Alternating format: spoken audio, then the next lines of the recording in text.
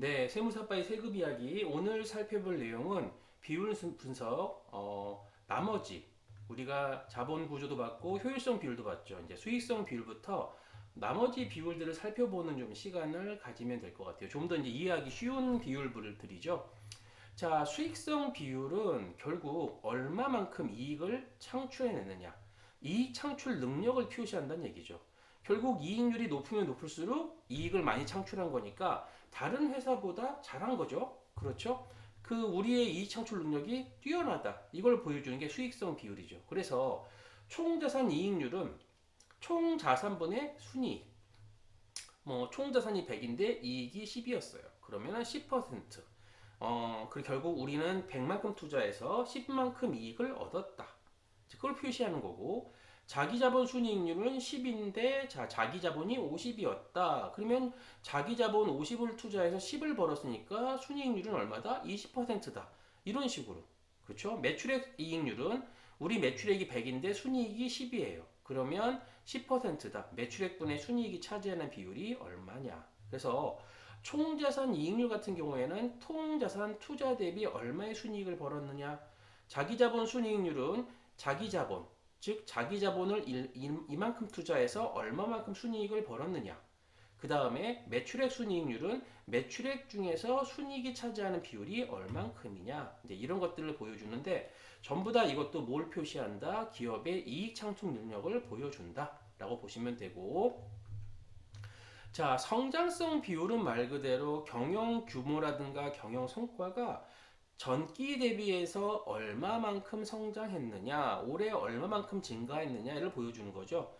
그래서 총자산 증가율은 기초보다 기말이 얼마만큼, 즉 1월 1일보다 12월 31일이 얼마나 증가했느냐, 이 증가분을 뭘로 나눠요? 기초 총자산으로 나눠서 총자산이 기초보다 얼마나 증가했느냐. 마찬가지로 자, 단기 매출액을 전기 매출액을 나눈 다음에 이게 증가분이죠. 이걸 전기 매출액으로 나눠서 곱하기 100을 하면 매출액 증가액이 나온다. 몇 퍼센트 증가했느냐? 전기 대비. 순이익 증가율 마찬가지죠.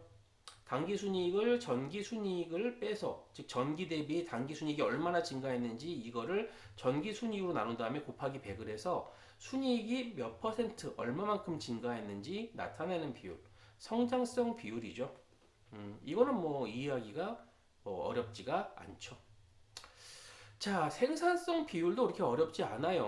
뭐 생산성 비율도 많이 보는 게 이제 개별 생산 요소의 기여도, 자, 성과 배분의 합리성. 네, 이걸 가지고 급여를 우리가 주는 직원들한테 주는 급여가 많은가 적은가.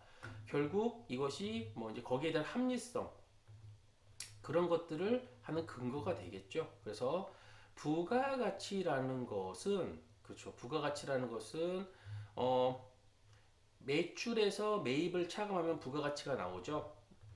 이 부가가치는 부가된 가치를 얘기해요. 그래서 뭐 이걸 더 복잡하게 얘기하기 힘들고 그냥 이렇게 생각합시다. 70에 매입해서 70에 사와서 부가가치를 붙여서 100에 매출했어요. 그러면 부가가치를 얼마를 붙인 거죠? 네, 30의 부가가치를 더한 거죠. 이거를 이제 VA라고 그러고 여기에 세금 붙은 걸 VAT라고 그러죠. 자, 그러면 뭐 70에 사와서 100에 매출했다. 그럼 30의 부가가치를 붙였다. 이제 이렇게 이제 생각하시면 되는데 이것을 이제 부가가치라고 얘기하는데 이 부가가치는 상당히 중요하죠. 이 부가가치를 가지고 여러분 다 뭐해요? 급여도 줘야 되고 각종 경비도 다 써야 되고 결국 다 나간 다음에 결국 여기서 모두 나와요? 이익도 여기서 나오거든요. 결국. 그래서 그 부가가치 산업이라는 건 결국 이런 것 때문에 중요한데 어쨌든 이 부가가치 70에 사봐서 100에 매출했다. 그럼 30의 부가가치를 붙인 건데 이 부가가치를 매출액으로 나눈 것을 부가가치율이라고 얘기하고요. 그렇죠? 이거는 이제 부가가치율 얘기한다. 그럼 부가가치가 예를 들어서 부가가치가 30이었고 매출액이 100이었어요. 그러면 30%인데 이 회사는 부가가치율이 30이에요. 왜? 매출이 100인데 부가가치가 얼마니까? 30이니까. 이렇게 표현해 주는 건데 결국 이 부가가치를 뭘로 나눠요? 조건원수로 나눈다. 그러면 노동생산성, 총 자본으로 나눈다. 그러면은 자본 생산성이라고 얘기하고 우리 회사가 노동 생산성이나 자본 생산성이 다른 회사와 비교해서 높은가 낮은가.